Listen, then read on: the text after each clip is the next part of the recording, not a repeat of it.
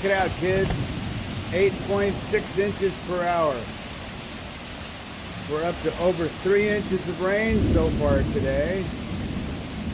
And this next little system is really packing a punch. Woohoo!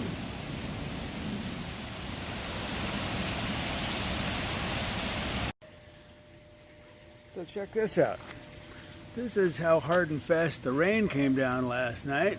It took the lid right off of our skimmer and shoved it as far as it would go, along with all this debris that didn't exist yesterday, since I just got done cleaning the decks completely a couple of days ago.